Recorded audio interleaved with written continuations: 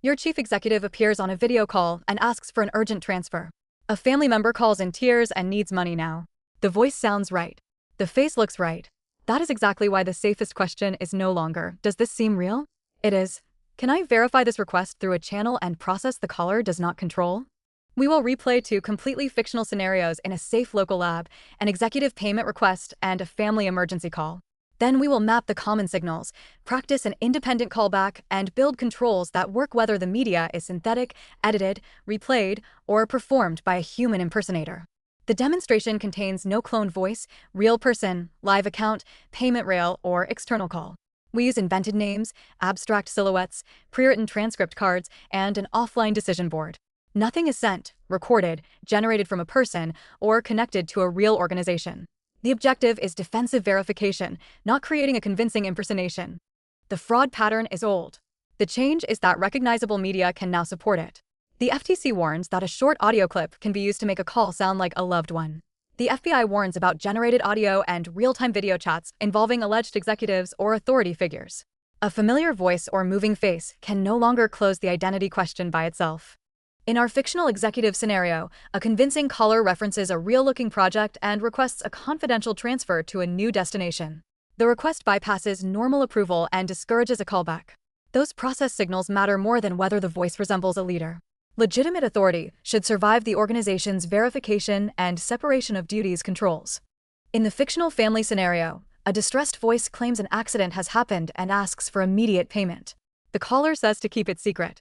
FTC guidance highlights the same pattern: urgency, secrecy, unusual payment methods, and pressure to act before checking. The emotional story is different from the executive scam, but the control failure is the same. Both scenarios borrow trust, compress the decision window, isolate the target, and request an action that is difficult to reverse. The synthetic media strengthens the opening claim.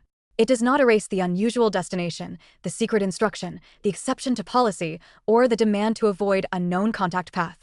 Our first decision card asks whether the audio is synthetic. That question is hard and can produce false positives or false negatives. The repaired card asks whether the request was independently verified and followed the approved workflow. Detection tools may support an investigation, but a low deepfake score should never become authorization for a high-impact action. For a family emergency, slow down and end the incoming interaction. Call the person using a number already saved or verified independently. If they do not answer, contact another family member or trusted friend. A private family code phrase can help, but treat it as one layer and change it if exposed. Never use a callback number supplied by the caller. For executive requests, call back through a directory or known corporate channel. Require two-person approval for high-impact payments and access changes. Verify new bank details through an independently obtained contact. Separate the person who receives a request from the person who approves and executes it.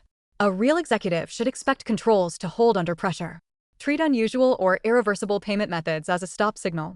The FTC warns that emergency scammers often demand wires, cryptocurrency, payment apps, cash, or gift cards. Businesses should hold new destinations and changed instructions for verification. If money was sent, contact the financial institution immediately and preserve transaction details. People need words they can use while stressed. Try, "I cannot approve money or disclose information on this channel. I will verify through our normal process and call back." Families can use, "I love you, and I am going to verify this before sending anything." Leaders should publicly reward that pause so authority does not undermine the control. If a payment or disclosure occurred, contact the bank, payment service, or exchange immediately and ask about stopping or recalling it. Secure affected accounts, revoke sessions, change exposed credentials, and preserve messages, phone numbers, timestamps, transaction identifiers, and the original media. Warn other likely targets and report the incident to the appropriate fraud authority. Rehearse one fictional executive request and one family emergency scenario. Do not test whether participants can identify audio artifacts.